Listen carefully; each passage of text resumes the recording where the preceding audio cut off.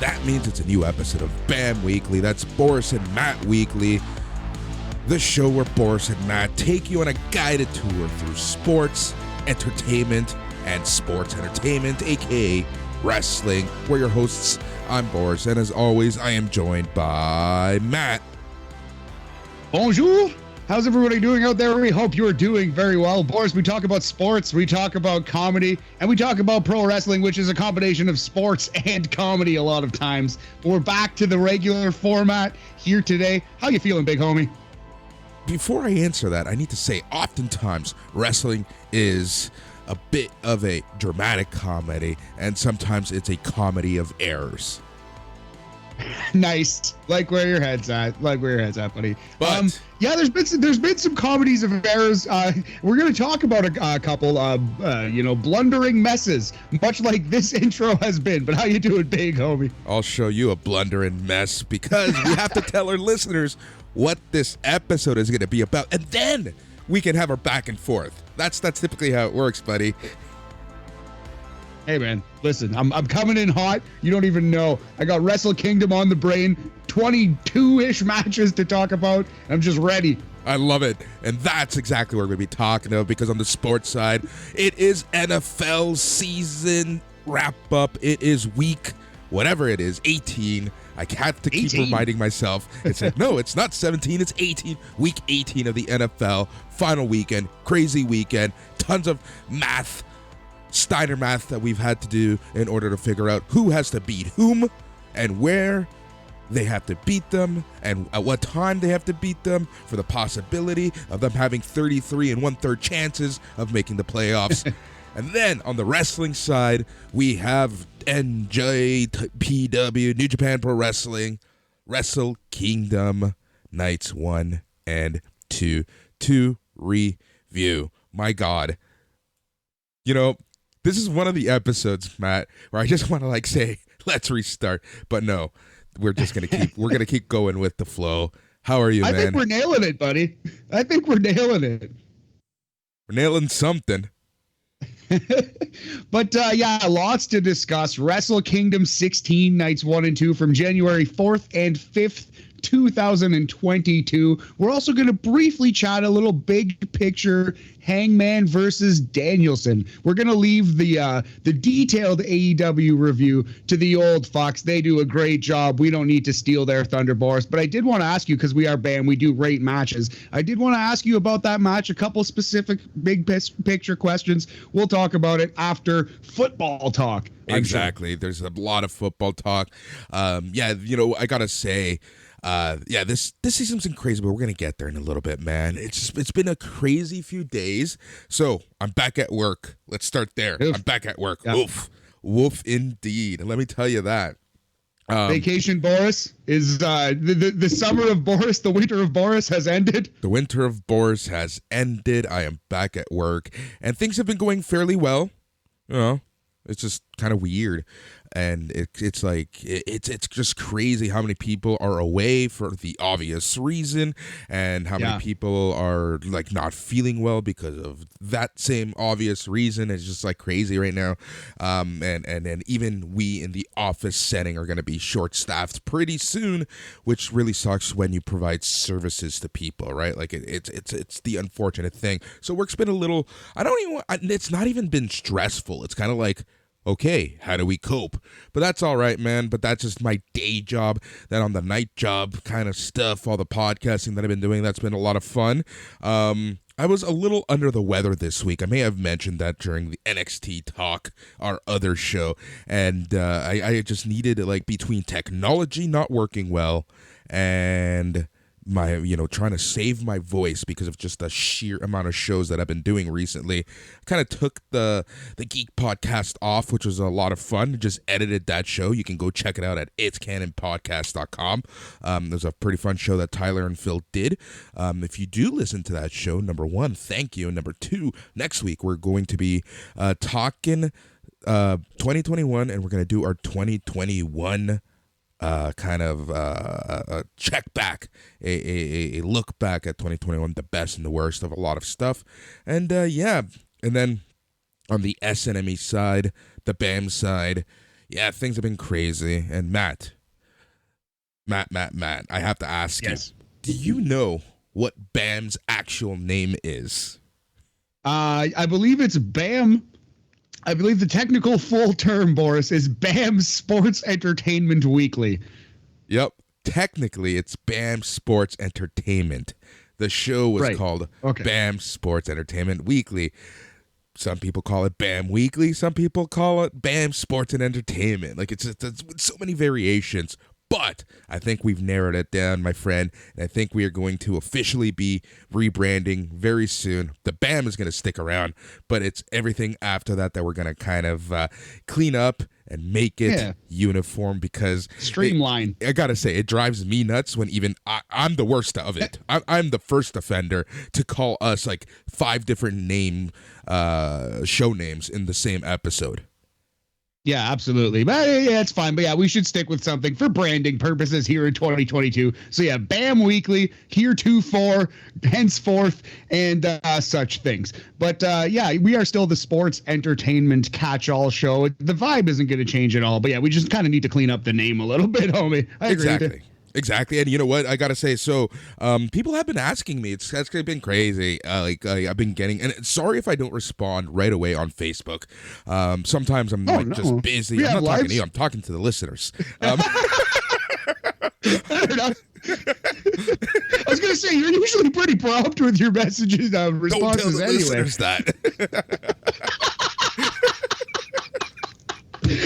Fair enough. All right, let's definitely not restart this show. Oh, I love it. All right, so yeah, because sometimes I'm busy. Sometimes I'm talking to Matt. He takes priority, not full priority, but priority often, because we're talking about like shows, we're talking about wrestling, we're talking about sports, we're laughing at each other's horrible love lives, stuff like that. So if I don't respond, it's typically because I'm busy, and I do try to get back to everybody. But people have been asking, now that ROH is done, what am I going to be doing over at Slam? And essentially, just like BAM, I'm going to be doing the catch-all. I'm going to be filling in for people when they can't do a wrestling report. I have some editorial columns that I'm going to be working on. Actually working on a story right now with the one, the only, the Bob Kapoor. And it's kind of like I'm filling in some parts of the year in review. I'm going to really focus on ROH, obviously, because that's kind of like my wheelhouse over at Slam. And I'm working on some pretty big interviews. I'm kind of excited for some of those interviews for them to come down.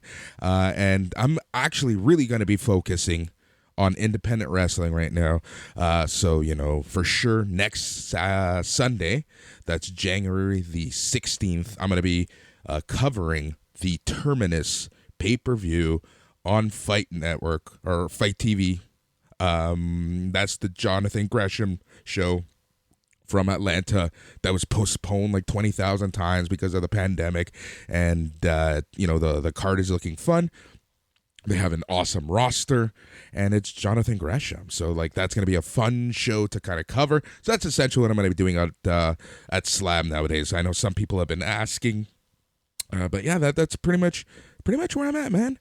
How's everything in the world of Matt? Nice, man. I'm really glad to hear that, buddy. And yeah, just in general on BAM here, we're going to be talking a little more independent wrestling. But yeah, man, that's really dope. Good for you. Good for Slam and good for BAM. And just now I'm realizing those things rhyme, which is, that's fun. I'm pretty good, man. I actually have a date on Saturday night. I was hoping to maybe pitch in and do the Battle of the Belts review, but unfortunately I have a real social life engagement. So that's actually kind of nice. I'm looking forward to it. For once, Tinder is it's going well.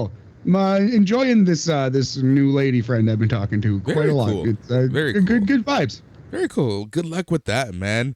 Yeah, I don't know what's going on with my own love life sometimes, but that's for another show, another day behind a paywall so no one can listen in. Fair enough, big homie. Fair enough. But yeah, no, life is good, man. Just slugging away. Actually enjoying a nice 4 p.m. coffee, so I should be lit all night, just wired. That's pretty cool. Got a little, do I have a shot of Bailey's in it, Boris? Well, longtime BAM listeners will know that I'm now a Bailey's guy in 2022. So you bet your bottom dollar I do. And man, I'm just ready. I think it's time to start talking some NFL football. Exactly. Well, he takes a sip out of his medieval times cup, and I take a sip out of my Donkey Kong whatever looking cup. Matt, walk us through NFL Week 18. Walk us through the Steiner math, the what has to happen for certain teams to make the playoffs. This is your wheelhouse. You love this stuff. Go ahead. Yes, sir.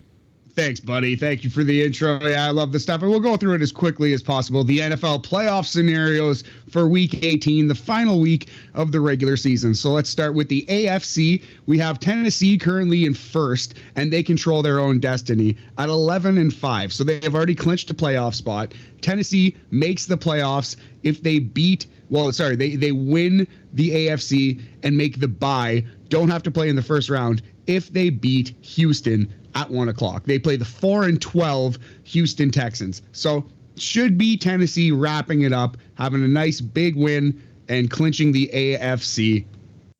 There. Should be. Kansas City also at 11-5. If Tennessee loses, Boris, Kansas City, all they have to do is beat the 7-9 Denver Broncos. That game is at 4:30. So Kansas City's going to know how hard they have to try based on what Houston can do in the Tennessee versus Houston game. Matt, this is the thing. That game, that scenario alone bothers me. And this is why I love the way that soccer does it with their decision day. A lot of countries in the world do this. MLS does this.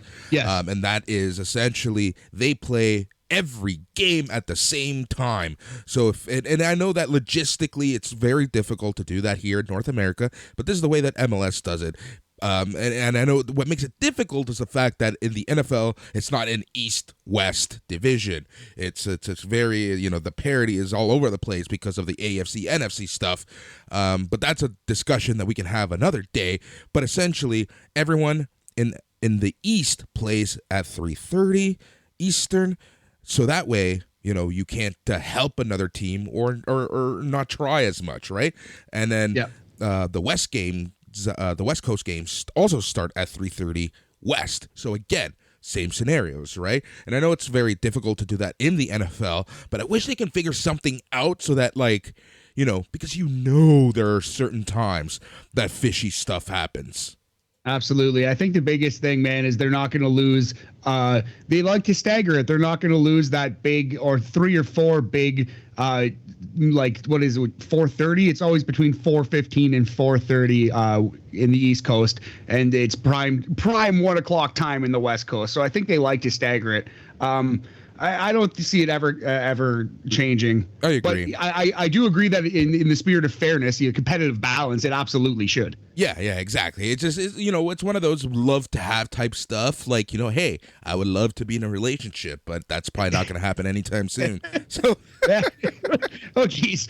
Oh, buddy, do we have to have a talk? Oh, no, we'll be fine. You'll be good, homie. Anyway, I am joking. I am choking. Well, the NFL's not going to give up their, even if it's only 4:30 games, and of course the Sunday nighter, they're not going to give those up. So that's the thing, right? The NFL, the TV contracts are just that is the NFL's worth, right? So, yeah, it's never going to happen. It's never going to happen. This is a pipe dream. So.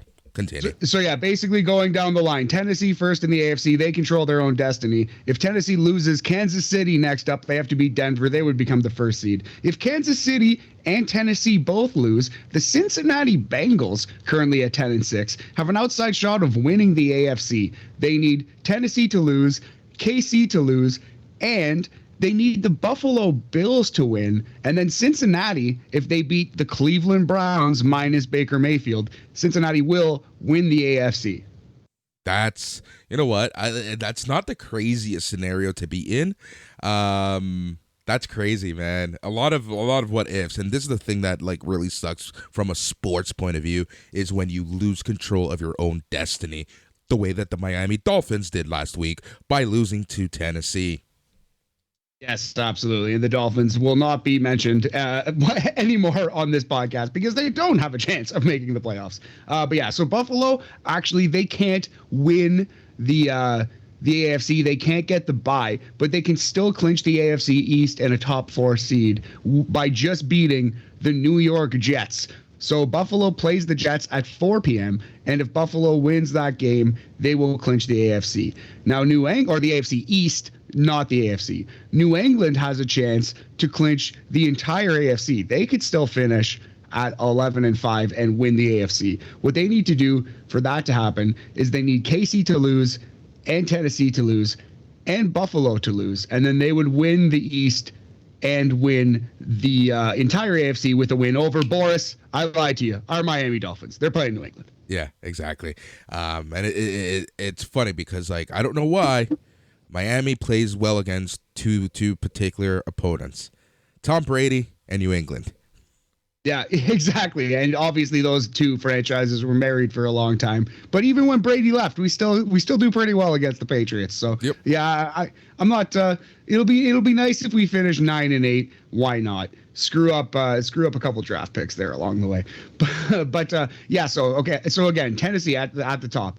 If Tennessee loses, Kansas City in second, Cincinnati in third, Buffalo fourth, New England in fifth. All of those teams will make the NFL playoffs no matter what happens. Next up, we have the Indianapolis Colts, who need to win to make the playoffs at 9-7. Boris, the plus side for Colts fans, they're playing Jacksonville, 2-14, led by Tony Khan at quarterback. I believe that's correct. I believe so also, and I cannot wait to see this protest that's going to go down. Yeah, have you heard about that? Have you read this? Have you heard about this? But yeah, no, Jacksonville fans protesting the horrible state of their team. So, you know, I can't say I blame them. Indianapolis Colts should absolutely crush Jacksonville and romp into the playoffs as the 6th seed. Yep, agreed. All right, so next up we have this is pretty interesting here. If the Indianapolis Colts manage to somehow lose to Jacksonville, if Jacksonville actually pulls off the upset, the Raiders and Chargers would get into the playoffs both on a tie. Actually, so sorry. So the Colts have to lose and Baltimore has to beat Pittsburgh. So there are a lot of moving parts there, and the Colts are not going to lose. But in the situation where Jacksonville beats the Colts and Baltimore beats Pittsburgh, Vegas and the Chargers in the Sunday nighter would literally have no incentive to play. They would actually, it would be strategically sound for them to kneel out every possession and go for the tie, so they both are fresh and completely healthy coming into the playoffs. All right, let's say this happens. Can you imagine what the NFL would do if they literally say, we are not playing this game, we will kneel every possession?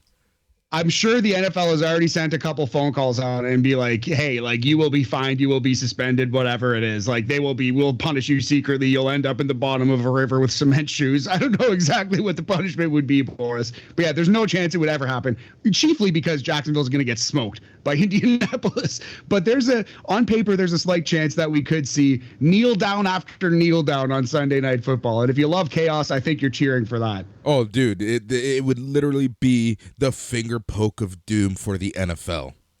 Yeah, absolutely. It would literally be that. It would be so hilarious. But yeah, so in that Vegas versus Chargers game, that again is the Sunday nighter. So the Chargers control their own destiny. If they win, they will make the playoffs. Vegas, if they win, they will make the playoffs as well. That's pretty much for the 7th seed right there.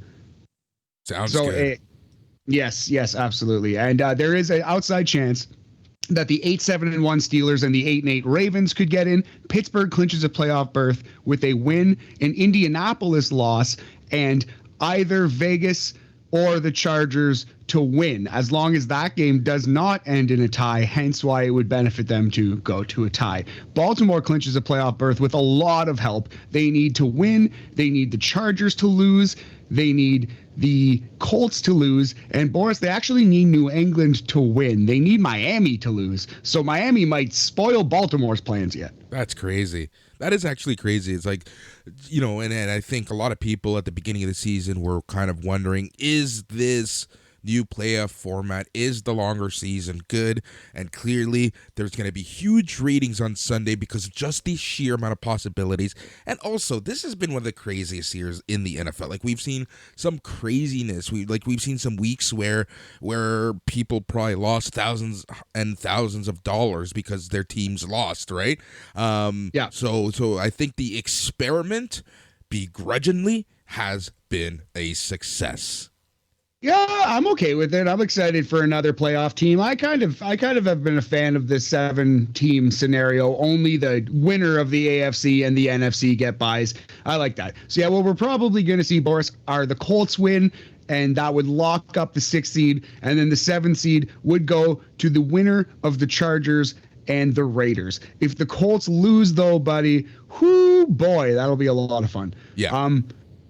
So in the NFC, it's a lot easier to comprehend. The Green Bay Packers have already clinched the bye. They have clinched the NFC. They will finish first in the National Football Conference. We have the Rams in the playoffs, the Bucks in the playoffs, the Cowboys in the playoffs, Arizona in the playoffs, and Philadelphia in the playoffs. The Saints can still catch the 49ers. So New Orleans has to beat Atlanta, and San Francisco has to lose to the Rams. There's a chance that happens because the Rams are playing to clinch the division, because if the Rams lose and the Cardinals win, the Cardinals will take over the top spot. They will get a top 4 seed and a home game in round 1. So the Rams do have to try, which doesn't bode well for San Francisco. There is a chance that New Orleans will squeak into the playoffs. Yeah, that's crazy. And what's crazy is the fact that, New Orleans has lost some of their control. They still have a bit of control of their own destiny, but it would be crazy to think that loss against Miami was the one that sealed them and sealed their fate, right? Like, how crazy is all the teams? Yeah, and you can pick any loss, obviously, but we're Dolphins fans, so we're going to choose that one, Boris. That's the way it goes. But yeah, I'm excited for it. It will be a fun Week 18, and I love the NFL playoffs. Those are always fun. We always get a huge upset or two. It very rarely shakes down where the top seed plays the top seed, and even then, if Tennessee wins the AFC, for example, I don't think anyone thinks they're the favorite. I would still say Kansas City is pretty clearly the favorite in the AFC, so who knows how it shakes down. Just looking at this, what do you think the Super Bowl is? Gun to your head right now. Oh man, I would have to say Bucks Patriots. I seriously gross. think it's going to be. I hate it. But that's legit what I think it is. It'll be the Brady Bowl, or unfortunately, the Bills.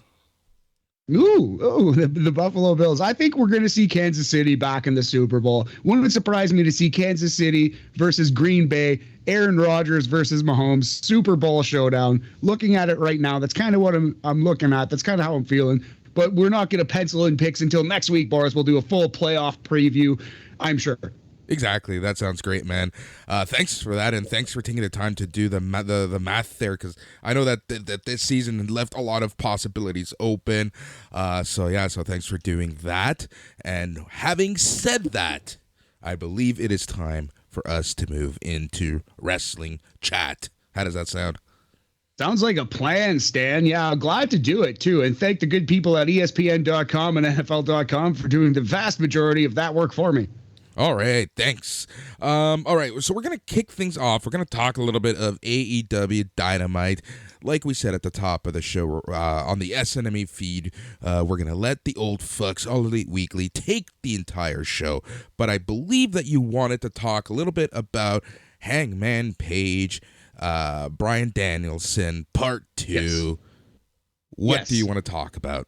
So, in your opinion, Boris, better or worse than Part 1? I think the conversation's got to start there. Better. I like this match more. Wow. Interesting. And I think that's the popular opinion.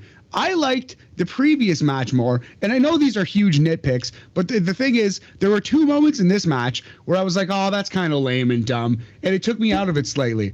And there were no moments in the entire 60 minutes that I felt that at all. In fact, I just got more invested and more into the story and more into the work as that match went on. So, I don't know. I thought this one was a little worse, but still obviously an all-time classic, a beautiful professional wrestling match. But I think both main events on Wrestle Kingdom were quote-unquote better. Whereas I think the 60-minute match was like a 5-star, like perfect match, you know? So that was my read on it, but I'm interested to hear because I feel like the majority of people do prefer this one to the first one. Look, there were things of this one that I didn't like, right? But what ultimately it comes down to for me is that this one had a clear-cut winner. I understand the long-term booking that they wanted to get to this point, so I can't appreciate that first match. I always do appreciate a draw. I love the fact that it went 60 minutes. Not 30. It went 60 minutes.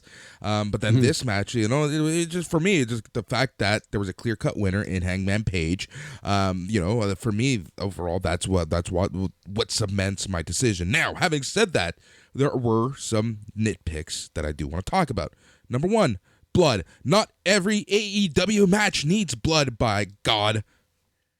The blood didn't bug me at all. I can't argue with that point. But if any AEW match did call for some blood, I think this one did. So, but your greater point of every AEW match doesn't need blood and they do blood too much, absolutely true. Also, can we please protect Brian Danielson's head? I was so afraid for him at points in last night's match. I mean, everything was pretty safe, but it's just like unnecessary. Like, we don't even need that illusion. Honestly, I don't feel like it adds to the match. And two things that bugged me were the dead eye, which Daniel Bryan sold like he was like dying, like he was having a seizure. But it's the old Terry Funk, Devon Dudley sell. You know what I mean? But the thing is, it was cheesy and bad in 1970 when Terry Funk did it too, in my opinion. Yeah. I don't know. The fact that the dead eye on the floor missed by 2 feet and then he started selling like Hulk Hogan, it was a Hulk Hogan sell. It was Hulk Hogan selling the Undertaker's tombstone in 1991. So that took me out of the match a little bit, just a little bit. And it was just the blood is one thing. Blood didn't bug me at all, though, man, I got to say. But I don't know. I just didn't think it was the absolute brilliant, flawless piece of storytelling that the first one was. It was still incredible, though. Yeah. It was still an incredible match. I loved it. It was such a good match. I'm sure it's going to be hitting our 122 top list this year. Oh, 100 million %. Yeah. It's, if I had to put a number out at it, I would say 4.5 buckets of blood on that one, Boris. It was an A+ match for sure. Yeah, 100%. All right. So that's one set of hot takes that we have, and before we start talking about New Japan Pro Wrestling Wrestle Kingdom 16, I have another hot question for you. And Tuesday, January the 4th, we saw Wrestle Kingdom Night 1 and NXT 2.0 New Year's Evil, both happening at the same, well, not the same time, but the same night, I should say. And I need to ask you, after watching both shows, which one did you like more? So this might sound blasphemous, and like if I could go back to September, I probably would slap myself in the face for saying this, September me, when NXT 2.0 made the switch. But I promise you, man, I would have rather had sat down and watched the 2-hour NXT New Year's Evil way over the 5-hour Wrestle Kingdom Night 1. Having said that, nothing on New Year's Evil was even close to Okada. That was the best thing on either show by margin. But if we're talking which show was better, 2-hour NXT versus 5-hour Wrestle Kingdom, which you could argue was a 2-match show, I'm going NXT New Year's Evil. A way more satisfying, better watch. Yeah, exactly. At the end of the day, that's exactly how I felt. Now, we took this to the polls. We took this to the S Enemy Radio Facebook group, and we wanted to ask people because it was a bit of a hot topic that night, and we might as well talk about the results here. So the question was, simply put, which was the better show? NJPW Wrestle Kingdom Night 1 or NXT New Year's Evil? 69% of people said NXT New Year's Evil. There you go. And I bet if we asked what the match of the night was, definitely the main event of NJPW would have won. But yeah, man, it just was a better show. It was an easier show to watch. It was more fun to watch. It was a better show. Exactly. Now, all right, let's focus now on New Japan Pro Wrestling, and let's talk about this before we get into the results. Because, I want to wrap my head around a couple stuff, and I want to bounce some ideas off of you. Now, we know that New Japan they've been struggling a little bit. You know, they're literally stuck on an island on their own, and it's pretty difficult right now with the pandemic and visas and transport and getting people back and forth. There's certain rules that prevent this from happening, and you know, whether it be the quarantine rules, whether it be visa rules, whether it be travel bans, whether it be, you know, there's just so many things right now that's stopping a lot of foreigners going to Japan and vice versa, right? So having said that, you know, I think New Japan was kind of, you know, I don't want to give them a free pass because, you know, I just don't want to, but I do want to say that, you know, New Japan, you know, they really should have taken a look at whether they really wanted to do not one, not two, but 3 nights of Wrestle Kingdom. Yeah, this Wrestle Kingdom could easily have been one night, especially under the given circumstances. I think it would have made a lot of sense. And I heard they had, 6,000 people in for Wrestle Kingdom Night 2, I believe it was. I think it was something like 14,000 Night 1 and 6,000 Night 2. I believe that's what Dave Meltzer said on his latest Wrestling Observer News Radio. Please forgive me, correct me if I'm wrong. I don't mean to put words in Dave's mouth, but I think if you go back and check the tape, that's what he said. Anyway, 6,000 people for that show.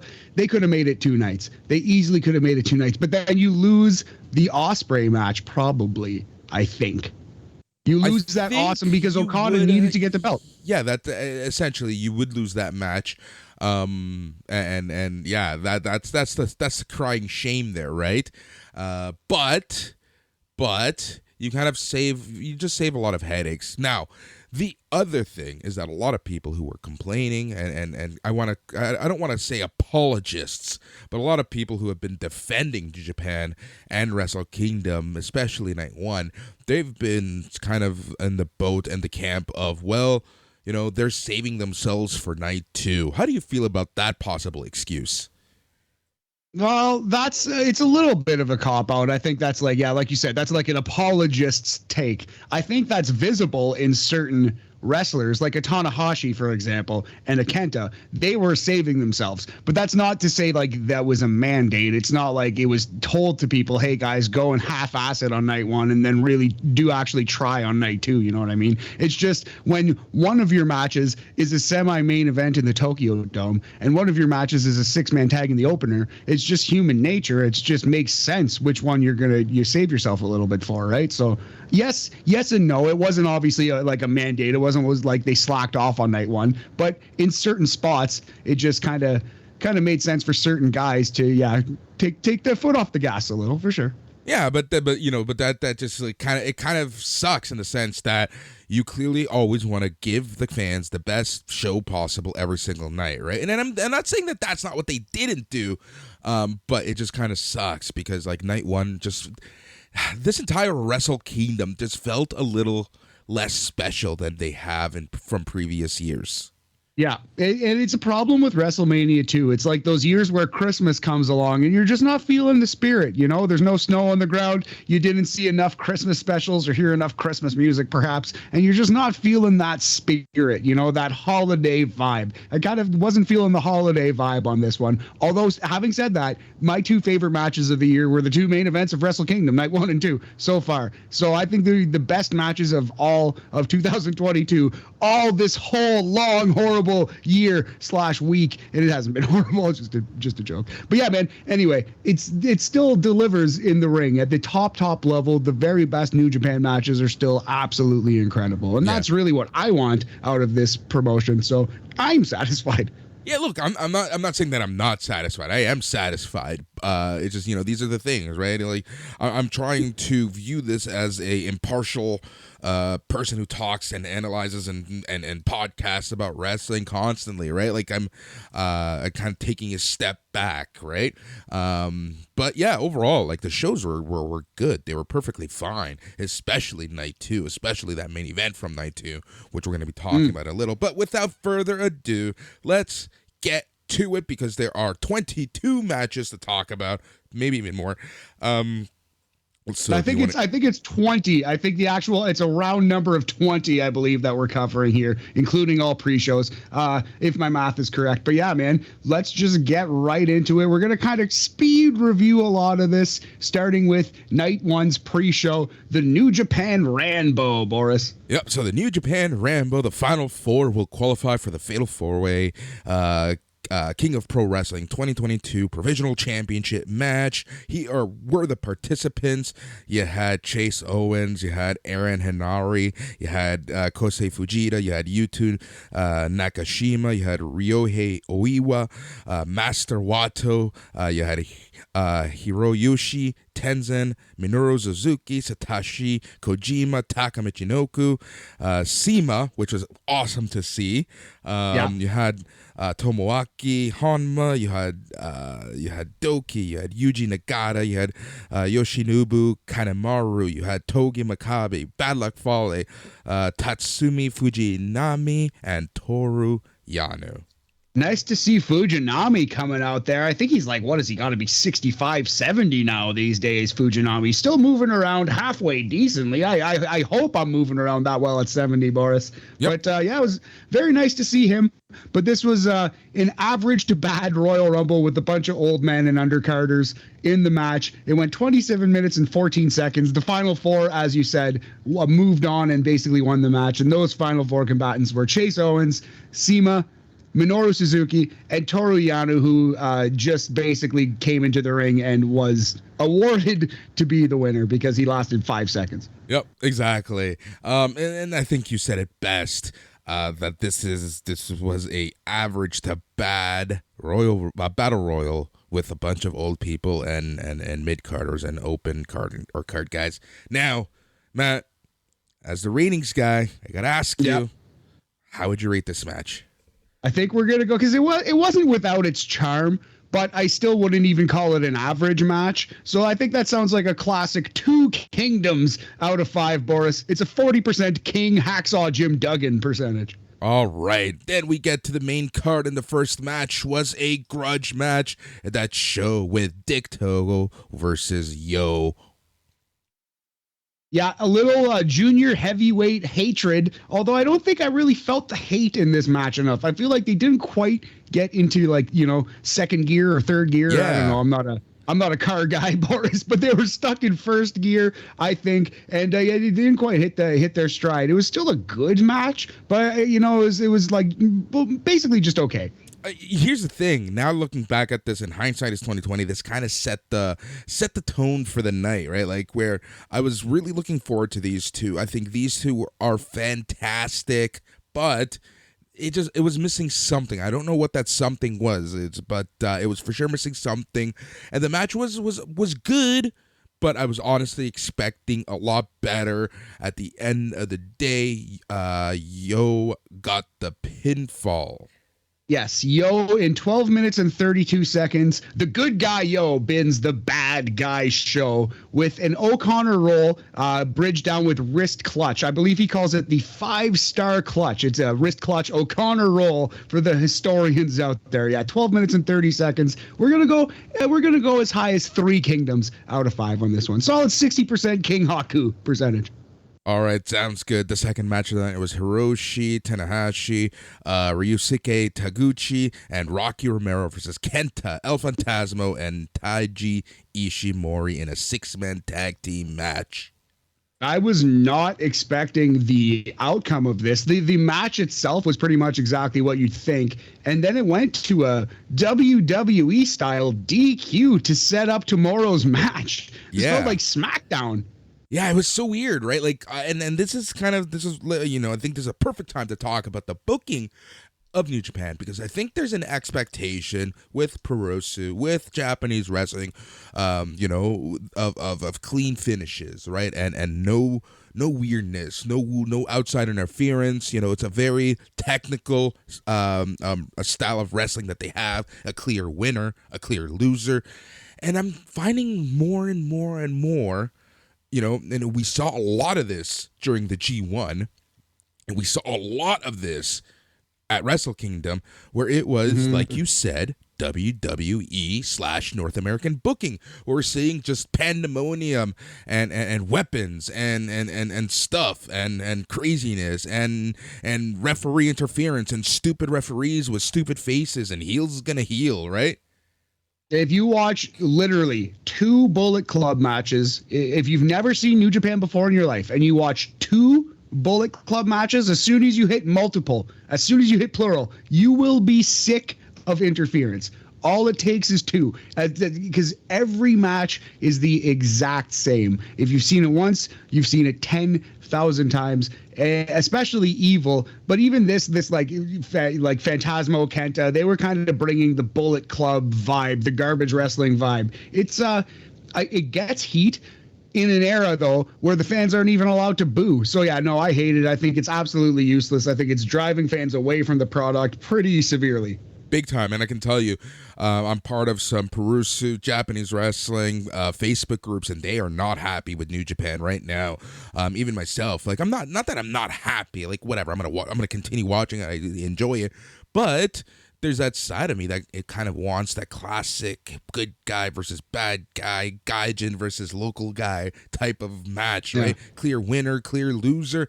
And I'm going to honestly start watching more All Japan, more Noah, right? Like, that's kind of where I'm at this point. And what triggered the DQ was a shove.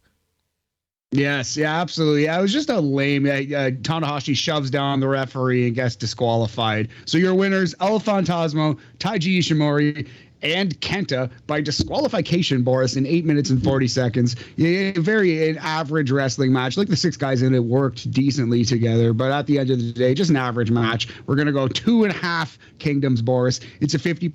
It's a King Ken Shamrock percentage. Yep, and then we have another 6-man tag to talk about, as it was Tetsuya Naito, Sanada, and Bushi versus Will Ospreay, Jeff Cobb, and the Great O-Khan.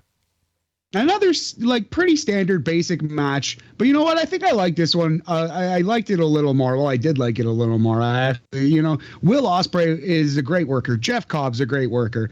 Tetsuya Naito, obviously incredible. And you know what? The Great O-Khan, he's grown on me. He's pretty okay. He's not hopeless. He's not as bad as I thought he was. Look, now after seeing the way that Evil and Sanada and other people are acting, Great O-Khan really does not bother me too much. Yeah, exactly right, man. He's at least a wrestler trying to have wrestling matches. So you know what? I'm okay with that. So yeah, the Will Ospreay group wins. 9 minutes and 27 seconds. Will beats Bushi with the Hidden Blade, which is a running forearm to the back of the head. 9 minutes and 27 seconds, as I said. Yeah, I would go as high as 3 Kingdoms out of 5 on this one. It's it's a solid 60% King Edge percentage. Love it. Love King Edge. All right. The 4th match was one that tugged on my heartstrings, Matt. And that is because when I really started watching New Japan around Wrestle Kingdom 8, Wrestle Kingdom 9, whenever Impact and Jeff Jarrett kind of brought New Japan to fight, I think it was 9, I just instantly fell in love with a few wrestlers, and one of them being Shibata, Katsuyori Shibata. Like, that man was so good, and right at the height of his popularity in his career, he takes a nasty looking headbutt. That was all she wrote until now. Gives a nasty looking headbutt. Yeah. He almost ended his own career dishing out a headbutt with such fury that he cracked his skull, basically. He had a severe hematoma and almost died. And yeah, man, there's a very good chance that this doesn't end well because Shibata's crazy. Even then, I think Shibata, quote, went into business for himself, as Kevin Kelly said, and changed the script on the fly in this match here, which I don't think, I don't think is going to require any kind of discipline or anything at this point because he was feeling himself and it was a huge stage and whatever. But Shibata just can't be going out there and shooting and changing the script and stuff. You know what I mean? So as a one-time thing in his big return, I understand. But yeah, Shibata comes into the ring in this match, grabs a microphone and says, we had like this rule set that I'm throwing out the window. We're doing a real wrestling match, strikes and everything. And they proceeded to have a real wrestling match for 11 minutes and 46 seconds. It was awesome. Yep, so it was Shibata versus Ren Narita.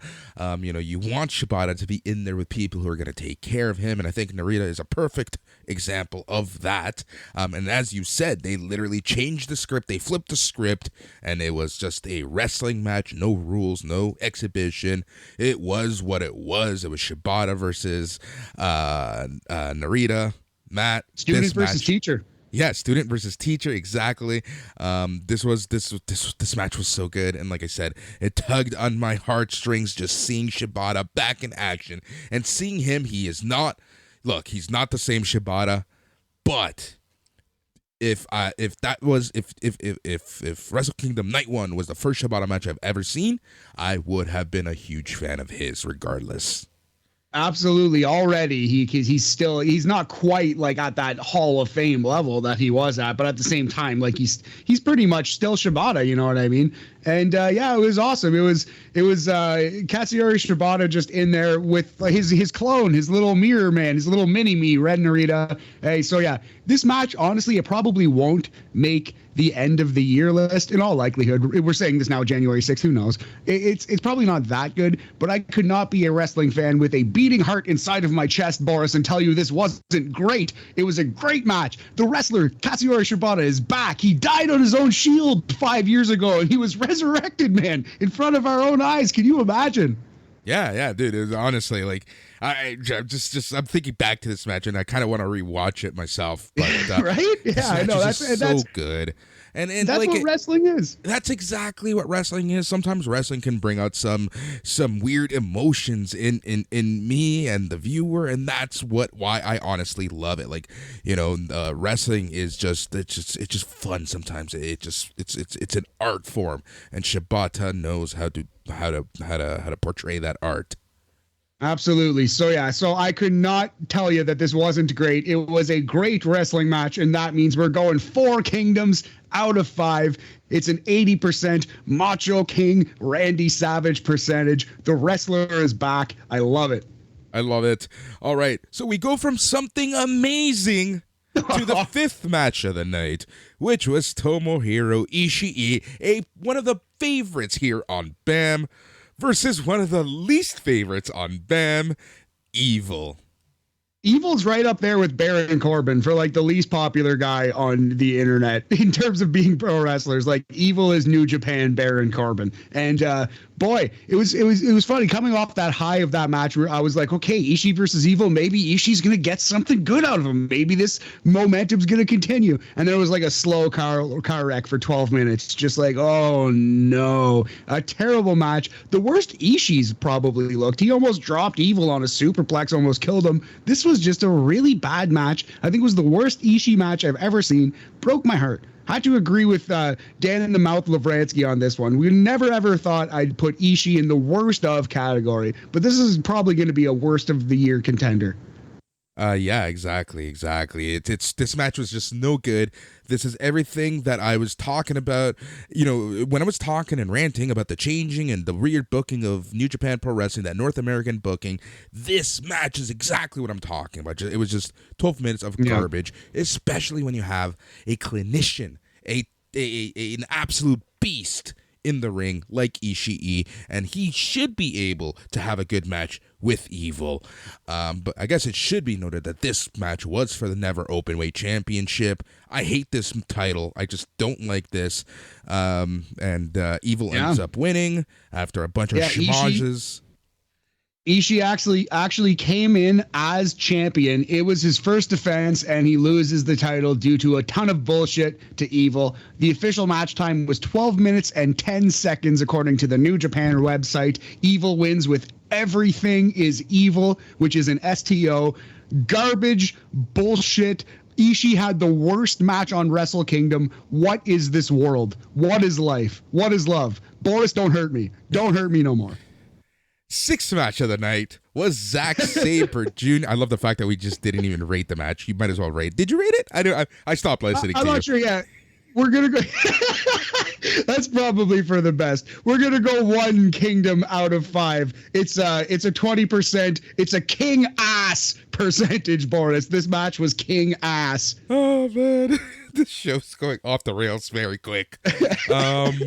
The sixth match of the night was luckily a good rebound match. Just like after a broken, horrible relationship, you need that one good rebound.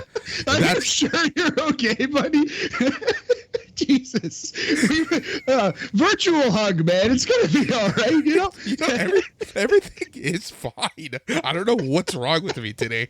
The sixth match of the night, Zack Sabre Jr. and Taichi, your champions, versus Hiroki Goto and Yoshi-Hashi for the IWGP Heavyweight Tag Team Championship. Matt, this match was a good rebound match. I love the four guys, and honestly, I maintain, and I will die on the hill of this point, and that is that Goto, just like Ishii, is one of the most underutilized wrestlers in all of New Japan Pro Wrestling. He's definitely very technically strong, Goto is. You can't really complain about his in-ring work. There's something like he just kind of fails to connect in a way. Like even Ishii, I think it's Ishii's extraordinary selling that helps him connect with any audience, any wrestling fan of any age. But yeah, Goto is still very good for sure. Also, Yoshi-Hashi, we've said it many times, probably one of the most improved wrestlers in all of 2021, and he starts 2022 with a Canadian destroyer. Absolutely. Yoshi-Hashi, the Hashi Destroyer. Yeah, man. He's definitely like shockingly improved because he was one of the worst wrestlers in the company for a long time. But now he's just pretty good. He's just a pretty good mid-carder. He kind of looks like Miz. He's like a slightly better Japanese Miz in terms of in-ring style. He does more fancy stuff like Destroyers, but he has a Miz-ish vibe in his in-ring work. That is so interesting. I think I can't ever say I've heard anyone describe Yoshi-Hashi as the Japanese Miz. There's a little bit of it though. Hey, tell me next time, watch Yoshi-Hashi. He gets me some Miz vibes in terms of his work. But yeah, I did think this was a strong match. I really did. So Yoshi-Hashi and Hiroki Goto win the IWGP Heavyweight Tag Team Championships with their finishing move. I believe they call it Naraku. It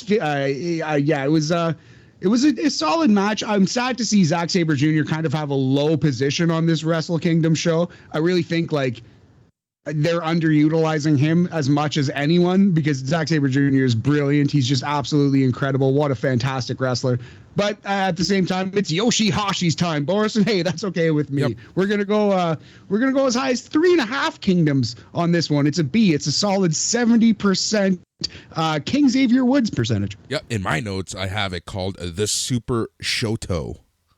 The Super Shoto. Maybe that's fair enough. Perhaps that is the name of it. But yeah, exactly. I like this match a lot. All right, so the seventh match of the night was El Desperado, your champion, versus Hiromu Takahashi for the IWGP Junior Heavyweight Championship. Matt, this was okay. I should say this was my. I don't want to say match of the night.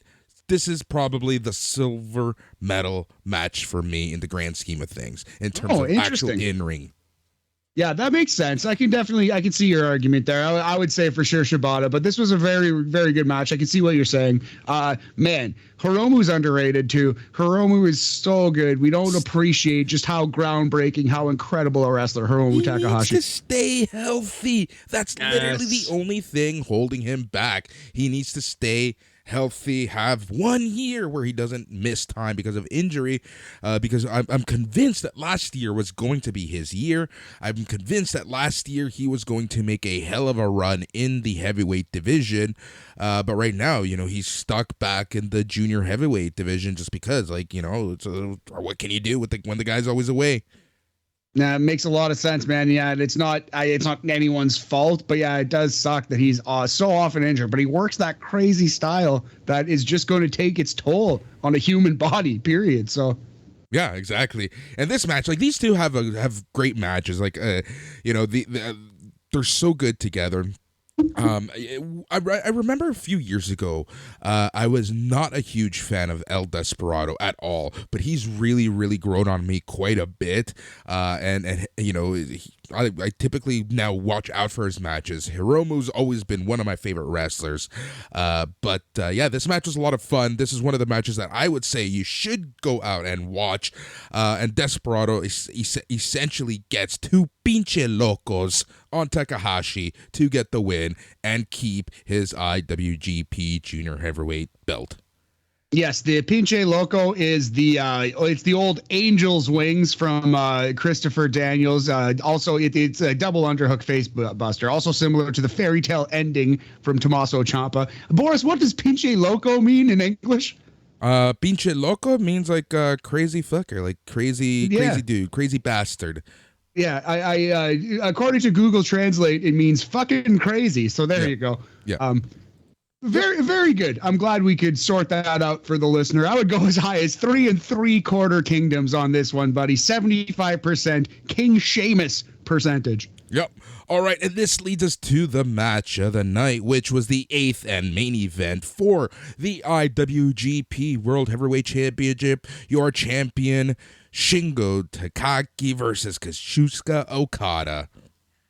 Yeah, just an absolutely incredible match. 35 minutes and 44 seconds. Okada wins the title clean in the middle of the ring at the Tokyo Dome. It was actually the first time that he's won the title at the Tokyo Dome as a challenger. He's defended it as the champion, and obviously he's won matches at the Tokyo Dome, like before. But this was the first time that he was the world title challenger and won the belt in the Tokyo Dome. So very interesting little trivia note there. Okada beats Shingo Takagi, and this was an incredible match. I liked it more than Danielson versus Page slightly, just by a hair, just by a fingernail. But I thought this was absolutely incredible. And the next one was the next main event was even better. But we're gonna go as high as 4.5 kingdoms on this one, Boris. 90%, A+, beautiful wrestling match. Go out of your way to find it. Shingo Takagi versus Kazuchika Okada from night 1 of Wrestle Kingdom 16. Yep, exactly. It was such a good match. Matt, do you have any final words on night 1 before we move on to night 2? No, not really. It was an interesting show. Some really high highs, but some very low lows. And boy, she was long. Clocked in at 5 hours and 15 minutes if you include the pre-show. Yeah, and I watched this live. Oh, wow. What time did it start? 3 a.m. Eastern? 2 a.m. the Rumble started. Wow, so that's literally an all-nighter. That's a full-ass all-nighter. Yep, exactly. It was crazy. But yeah, no, it was a fun overall. Like I say, I think, like I say, what I liked, I really liked, and what I didn't like, I hated. So it's kind of balanced itself out, right? Like for me, it was an average show at best. Yeah, that makes a lot of sense, man. I could see that. I think you call it above average just because it had a 4.5-star match and a great Shibata return. But also, I don't ever want to sit through that 5 hours again in my life. I won't. You can't make me. Yep. All right, let's move on to night 2, and we had a couple matches in the pre-show. The first match was a 6-man tag. You had Yuji Nagata, Togi Makabe, and Tomoaki Honma versus Bad Luck Fale, Gato, and Jado. Jado and Gato from the ECW days. Yes, sir. This was a match. Yeah, it was a match. Team Bullet Club, Jado, Gato, and Bad Luck Fale actually lose. Tomoaki Honma gets the clean pin with the Kokeshi, which is a falling headbutt from the middle rope. You can't really call it a jumping or diving headbutt. It's more of a falling headbutt, Boris. Yeah. But yeah, Jeremy Borash. But yes, man, I thought this was not without its charm. It's always fun to see the old guys mix it up. But again, you can't call it a good match in any respect, any stretch of the word. Yep, exactly. This match was okay. Like it wasn't anything crazy. You got teased a lot of the BS happening with the Bullet Club, but it didn't go full Bullet Club this match, which I truly do appreciate. And it was a pre-show match. Well, how hard can you really judge a New Japan pre-show match? Matt, how would you rate this match regardless? We're going to go 2 kingdoms out of 5 for this one, Boris. A nice, clean 40%, slight fail, but good effort. 40% King Mabel percentage on this one. Yep. All right. The second match of the pre-show was also a 6-man tag, and it was Hiroyoshi Tenzin versus Satoshi Kojima and Master Wato versus El Desperado, Kanemaru, and Taka Michinoku. Yes, I believe that is Suzuki-gun action there. Yep.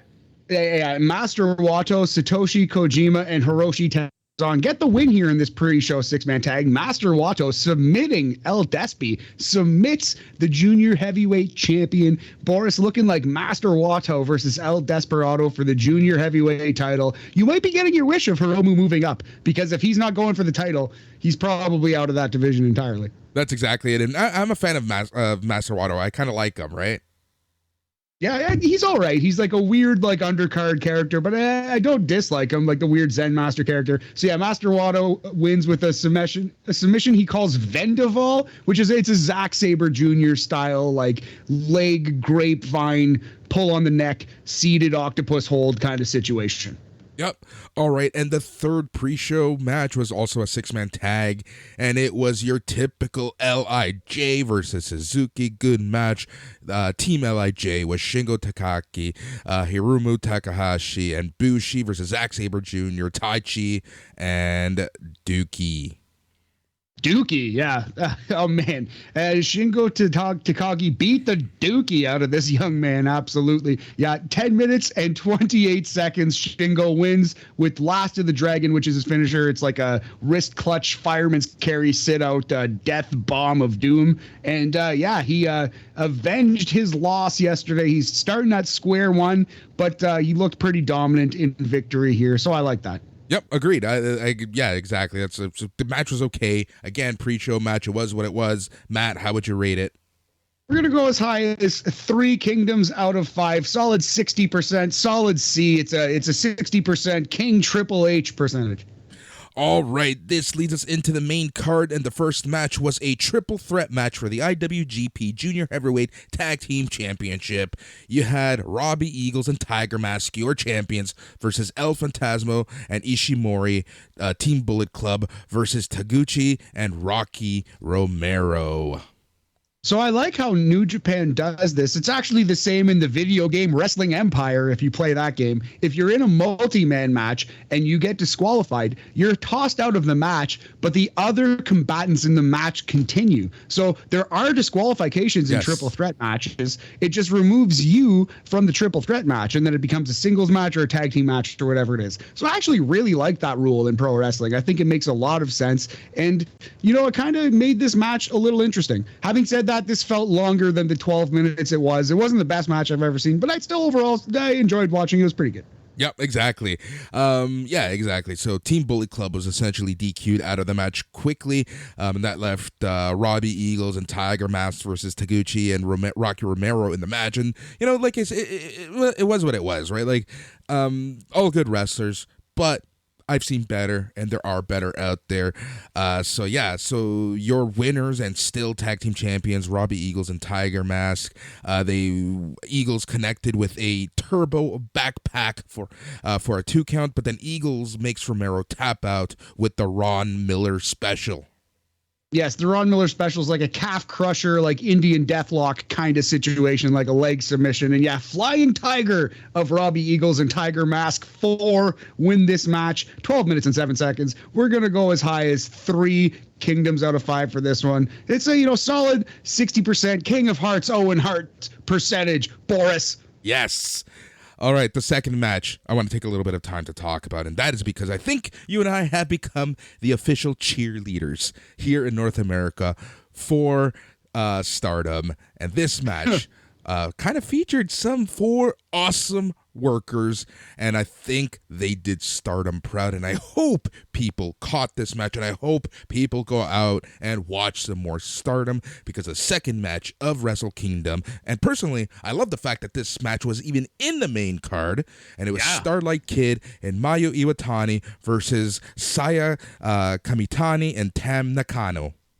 Yes, awesome quick little tag team match.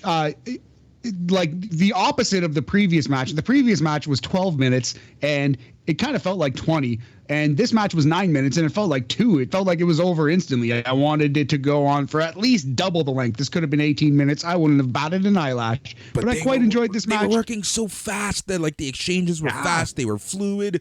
It was a very fun match, and I think it served its purpose of highlighting how fun, how different, how innovative Stardom can actually be. And a shout out to Kevin Kelly with a nice line. It sounded like hyperbole, but I promise you it wasn't, when he said that the match from June 12th, Katsuyori versus Utami Hayashishita from June 12th, 2021 was literally one of the greatest professional wrestling matches ever. I appreciated that he shouted that out because that is true. That is absolutely correct. Go see that one if you haven't seen it yet. But yeah, Stardom's looking good. Stardom is like, since 2020 has really taken a step up. Since the pandemic, they're really navigating this pandemic well. It's awesome to see. Yep, exactly. And honestly, like as a complete side note, I have a weird feeling that this is where Toni Storm is going to come back to, just because this is the perfect time and she's like just the perfect fit for Stardom. I wonder if the fact that it's going to be overseas, like, Juice Robinson is not over there. He's more with Impact right now. And I wonder if they will both go back overseas as a tandem group. I could totally see that. But yeah, I wonder if the fact that Juice is back stateside might change that plan a little bit. We shall see. But I hope Toni Storm goes back to Stardom because she was dope there. Oh, yeah. All right. Kamitani plants Kid with the Phoenix Splash to pick up the win for her team. So your winners were Saya Kamitani and Tam Nakano. They won via pinfall in just under 10 minutes. We're going to, 9 minutes and 14 seconds. Kamitani pinned Starlight Kid with the Phoenix Splash. Like you said, buddy, we're going to go as high as 3.5 kingdoms out of 5 for this one. It's a solid 70%, solid B. Great work by Stardom. And how could you watch this match and not want to see more Stardom? Yeah, and then the next match, which, this whole King of Pro Wrestling stuff, it is what it is. It's not my cup of tea. It's other people's cup of tea. It's there. It highlights, this is basically the Toru Yano division. This is, like, for me, this is the equivalent of R-Truth and the 24/7 belt. Great call. That's exactly what this is. It's kind of the bathroom break, the lower card, shenanigans, hijinks, little bit of fun title. And yeah, Toru Yano is basically R-Truth. He's basically Reginald, except a ground-based Pokemon. Reginald is very much an air-based Pokemon. But yeah, man, I thought this was pretty, it was kind of bad. Exactly. It was a 6-minute fatal 4-way. Exactly. The third match was a fatal 4-way. Toru Yano versus Chase Owens versus CIMA versus Minoru Suzuki. It pains me so much to see Minoru Suzuki in this position. But here we are, and it pains me even more to see CIMA in this position with Strong Hearts, because those guys are so talented. Man, I would have paid so much money just to watch Minoru Suzuki versus CIMA. Oh my God. Yeah, they should have just given us that match. I hope they do down the road for this King of Pro Wrestling Championship. That'd be kind of interesting use of this instead of just being like bullshit comedy matches. It could be like Minoru Suzuki wrestling people from Noah or from, whatever it might be, Dragon Gate or wherever they can find people, freelancers like him now is. Yeah, exactly. So Minoru Suzuki ends up winning somehow. Sure, I don't know, whatever. Yeah. You can take this Suzuki, over. I forgot. I actually forget who he hit with the Gotch style pile driver, but he did win with the pile driver, 6 minutes and 8 seconds. Minoru Suzuki, he pinned Yano with it, right? Yep. Minoru Suzuki, your provisional King of Pro Wrestling. Yep. All right, fourth match was a 6-man tag team, was for the never openweight 6-man tag team championship. Man, that's a mouthful. It was Evil, Sho, and Takahashi versus Hiroki Goto, Yoshihashi, and Yo. Yeah, more horseshit, bullshit shenanigans and tomfoolery, and Bullet Club win via what New Japan Pro Wrestling.com, NJPW1972.com is calling cover. The finishing move was cover, Boris, because they just beat the shit out of people with weapons and then just kind of won. So 9 minutes and 37 seconds, worst match of Wrestle Kingdom contender. But I actually think the Ishii match was worse than this, but right on that level. 1 kingdom out of 5, 20%, I don't know, King Haku percentage. That's an insult to King Haku. Yeah, I don't want him hearing that. All right, the fifth match of the night was Sonata versus the Great O-Khan.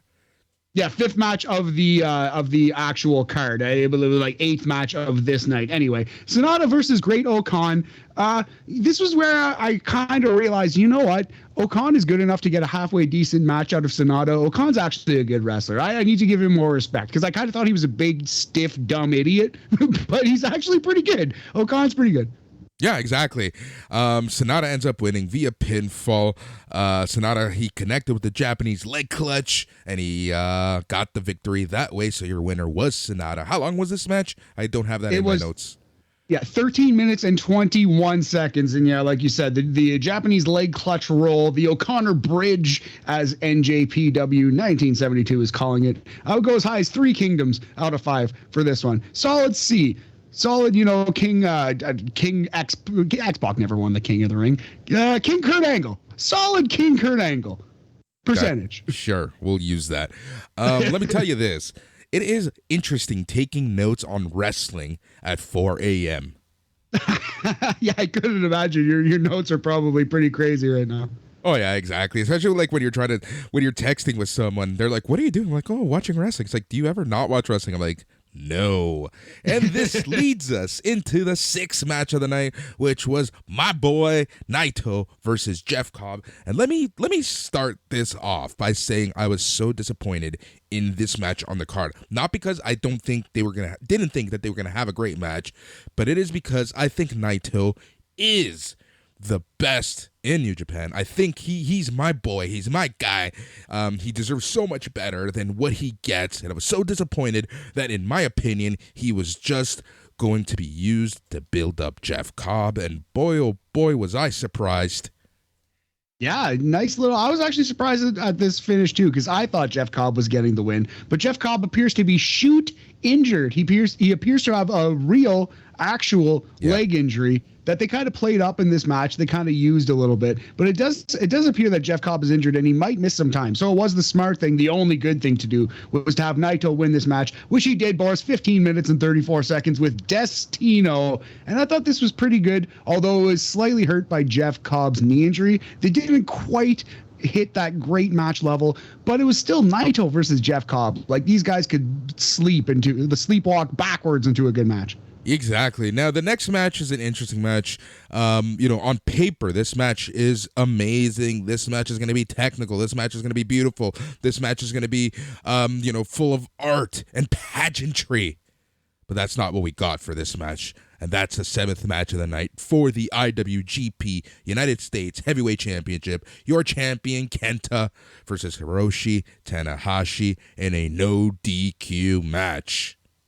This was the poor man's version of one of my absolute favorite matches of all time, Triple H versus Shawn Michaels from SummerSlam 2002. That match is incredible. That's a 5-star classic. This match was the poor man's version of that match. This match it didn't have any of the nuance and the beauty and what made that match special, but it did have all of the car crashy, set up a spot for an hour and then jump off the ladder, fun. So again, much like the previous match, I would actually rate them both the same. I wouldn't give it a great match status, but it was right below that. It was very, very entertaining throughout, held my attention, but you couldn't call it great because there was just too much of, Boris, your favorite thing in wrestling, lying around and waiting for the next move. Yes, sorry, Bob. Yeah. So, like I said, this match was a match that I was really looking forward to. But, as soon as I saw that it was no DQ on the card, it really took me out of it. And seeing this actual match, I don't know. There's just something about Tanahashi in this type of match. But in the English commentary, I will give tons of credit to Kevin Kelly because he basically said after the match that this is not the way that Tanahashi wanted to win this match, but by any means necessary against someone like Kenta.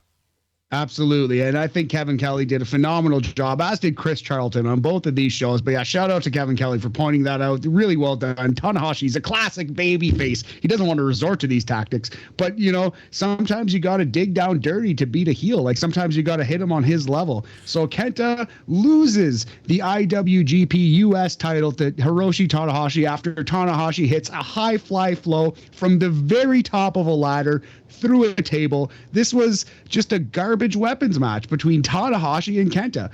I actually kind of really liked it. Although I gotta tell you it was great. I would give both Tanahashi and Kenta and Naito versus Jeff Cobb the same rating, which is 3 3/4 kingdoms, solid 75% B+ in Canada. Yeah, I feel like you're rating it a little higher than I would, but that's to each their own, right? I was just expecting so much more of this match, and I'm just over the garbage. And that's, if I'm gonna watch garbage, I'm gonna watch GCW, right? If I'm gonna watch garbage, I'm gonna watch Nick Gage versus some guy, you know, like that. That's I'm not tuning in to New Japan to watch this type of match. That makes a lot of sense, man. That's a very fair point. I have no rebuttal. Yeah, that's just, you know, it is what it is, though. Yeah. We got to stop saying that. All right, the 8th match of the night and your main event was Okada, your champion, versus Will Ospreay, also your champion, kind of, for the IWGP World Heavyweight Championship. Yeah, former champion. You could say Okada was an interim champion if you wanted to be a dick about it, and Ospreay was the real champion. So this was an awesome match to determine who was the true IWGP World Heavyweight Champion. This is the best match so far in the very young 2022. Absolutely incredible stuff. If you wanted to tell me it was 5 stars or whatever, the best possible match that a match could possibly be, I would accept that. I would think that that's fair. I don't think it was a perfect match, but at the same time, it was incredible. This was so good, man. Will Ospreay hit a moonsault in this wrestling match from, like, what was it? Legitimately probably 12, 15 feet in the air, and he landed it on his feet just like a cat. I don't know how this guy didn't just absolutely explode his ankles and knees out the back of his legs, but man, Will Ospreay is just so incredible in the ring, and Okada just is a genius at laying matches out. He's still got his athleticism. That drop kick still looks crisp. This is just incredible work. Just absolutely top level professional wrestling. Yep, exactly. I absolutely love this match. This match was so good. Honestly, we can describe every move in this match. We can talk about the ending. We can talk about the middle. But the story was essentially Will Ospreay was just a little too cocky for Okada. He smartened up a little bit closer to the end, but it was too little, too late, because Okada started hitting the Rainmakers, and Okada ends up winning, man, and he is still your IWGP World Heavyweight Champion. And that was Wrestle Kingdom for the matches. Yes, sir. We're going to go again. We're going to go 4.5 kingdoms out of 5, 90% Bret Hart percentage on this one. And it's the match of the year right now, in my opinion. All right. Now, after the match, Okada is talking on the mic. He's, thanking everyone for coming out. He's talking about respect and what type of champion he plans to be. And that is when Tetsuya Naito comes down to the ring and he declares himself the next challenger for the IWGP World Heavyweight Championship. Boy, I'm all for this. Unfortunately, I know Naito's not going to win, but it will be very cool to see this. Yeah, there's no chance that Naito wins the championship. Okada's going on a nice long run and cementing himself as one of, if not the greatest wrestler in New Japan history on the 50th anniversary. That's, in my opinion, how this year is going to play out. But man, we're going to get some Okada versus Naito matches, and those are going to be good. Yep. Now, one thing I did forget to mention about this match in terms of storytelling is that once Will Ospreay did smarten up and take the match super serious, did you notice that he started using the moves of everyone who recently-ish beat Okada, like V-triggers? No, actually, that's a really nice little. Well, I did notice the V triggers, because I didn't actually notice that he had used a couple more. Maybe I missed them, but yeah. Yeah, he started using moves like Ibushi would. He started using, moves from other people to kind of try to win. He's like, hey, if these people can win with these moves, so can I, mate. It makes a lot of sense. Yeah, and it is worth noting that Okada kicked out of everything that Ospreay has. And Ospreay got beat by one Rainmaker. He hit one clean, good Rainmaker and got him. So I love that a lot. It put Okada over. Super, super strong. Just a brilliant match, man. Exactly. It was a brilliant match, man. What else can we say about this match? Not too much, buddy. I think we've done a good job. But yeah, that's going to do it for BAM this week. Next week, we're going to have kind of a Noah show, Noah-centric. We're going to talk about the big main event from Pro Wrestling Noah, the New Year, which happened on January 1st. I don't think either of us have actually had a chance to see it yet, but we're going to watch it next week. That was Go Shiozaki versus Katsuhiko Nakajima. We're going to have a review of that match, and we're going to have a review of Wrestle Kingdom Night 3, which is New Japan versus Noah. And we're going to be talking some Impact Wrestling, Hard to Kill, because that's happening this Saturday. So that's what we're going to be talking about on the wrestling side. You calm down. You calm yourself. I can't promise you that I'm watching that one, big homie. Yeah, well, don't worry about it. I got it, bro. Anyways, if you're listening to us on the Sunday night's main event feed, just remember that tomorrow, Friday, you are going to be getting All Elite Weekly as the old fucks talk all things AEW Dynamite. Then on Saturday, you're getting not one, but two shows as the Smack Daddies are back, talking a live episode of SmackDown. And then the Dark Side of the Elite, they're going to be rolling out as they talk about Rampage on their Rollout show. Then on Saturday night, I guess you're getting three shows on Saturday. Depends on when we record. But Mike, the newest addition to the SNME team, Mike McGuire, and I are going to be talking AEW's Battle of the Belts, featuring Cody versus Sammy Guevara, which that match should be good. And then on Sunday, we are back to ya as Sunday night's main event, main show comes to you. If you're a patron, you get the show a little early, and if you're a freeloader, you don't get it until Monday, or you have to listen on the classic terrestrial radio. Yes, sir. The main show, the mothership. We might be doing a hot tag. We might be doing a run-in, quick little weapons shot off the top rope, perhaps on the show. But yeah, man, feeling good about pro wrestling. It's already been an incredible year. Too many things to watch and keep up with, but we're gonna try. We're gonna do our best here at BAM. Exactly. We watch wrestling, so you don't have to. That tends to be what we talk about here on SNME, and I think BAM really summarizes that. So once again, if there's something that you want us to watch, send us a message. Find us on the Facebook group. If you're coming to us from the BAM feed, check out Sunday night's main event radio feed. Go SNME Radio, join the Facebook group, do what you gotta do. Thank you for listening. He's Matt. I'm Boris. Happy New Year and goodbye.